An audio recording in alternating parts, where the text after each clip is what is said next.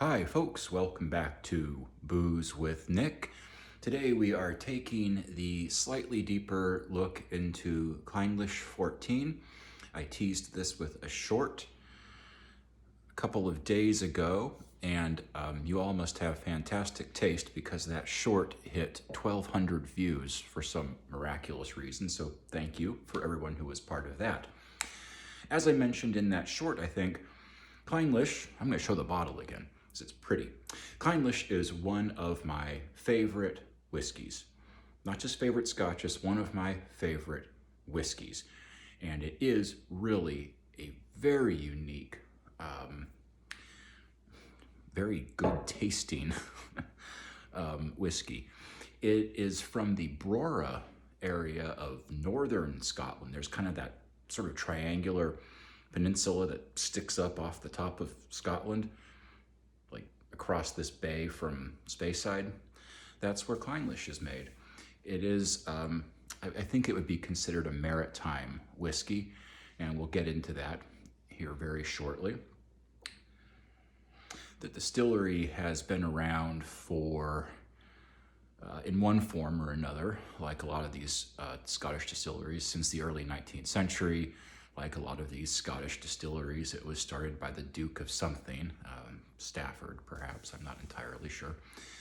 Anyway, it stayed running through the ages. I think it was called Brora historically, after the region where it is.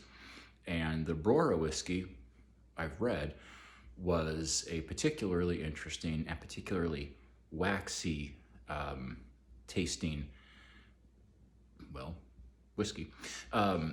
Clynelish is famous for having waxy notes on it, which is part of what makes it so unique. There aren't a lot of whiskeys out there, Scotches or not, that are usually characterized as having waxy notes on the nose or the palate. So I know that may not sound super appealing, but it's wonderful. So Brora went out of business. Clynelish either was what the distillery was renamed as or open under new management or whatever. That's who's running it today. I think I read somewhere while prepping for this episode that Clynelish or Brora had previously supplied a maritime component whiskey to Black Label, and I think I read that Clynelish is one of the components in Gold Label. So a little fun trivia, and maybe a testament to just how superb this is, because the blenders at Johnny Walker kind of know what they're doing. I'm just going to get to nosing this right now. So right there on the nose, let me reach for my tasting notes here. Yep, beeswax, citrus oil, a little bit of a toffee vanilla sweetness. And the beeswax scent is not overpowering. It's not like I'm rubbing my nose against a homemade candle or something. That would be weird, and I don't do that stuff. But it's just kind of that sweet, kind of waxy smell. I mean, I think that waxy is a base level scent. We really can't reduce the description beyond that. Waxy is the base reference point, and that's exactly what we have here. On the palate,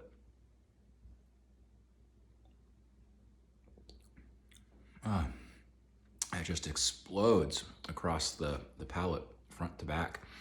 The waxiness leads, and then this really generous, lovely, crisp apple, honey set of flavors follows. It's a fast palate, which of course just induces us to do what?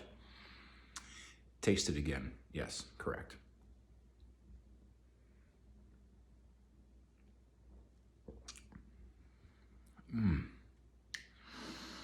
Yeah. On the finish, let me back up. There's sometimes a little hint of some sort of minerality or muted salinity on the nose. And on the finish, there's a little bit of salinity. It's not off-putting like, some maritime scotches. Talisker 10, sorry, what? It's just barely there, and it's followed by just a little sweetness commingled with a little bit of just a tiny bit of bitterness on the finish. This is just a superb whiskey. It is one of the most unique whiskeys I think you can find. It's really approachable in terms of Scotch single malt pricing. I paid, I think, 63 or 65 US for this at my local liquor store. And for that money, this is just a fantastic, exciting, fun whiskey. Not a peat monster. There's really no noticeable peat or smoke in here for my admittedly jaded palate on that note, but just superb. I can't recommend it highly enough. Give it a shot, folks, if you are looking to branch out from the Speyside or the Islas, or you want something besides a Speyside and you don't feel like drinking a bonfire or a piece of smoked ham in your whiskey yet. You'll get there. You'll get there. Then stop here. Check it out. You won't be disappointed. Tell me what you think if you've had it before, or if you've heard friends talk about it and you're interested in it. Leave some comments down below. I love reading the comments that occasionally pop up following my videos. And on that note, I am going to thank you all for your time and wish you all the best. Live well, drink well, and be well. And until next time.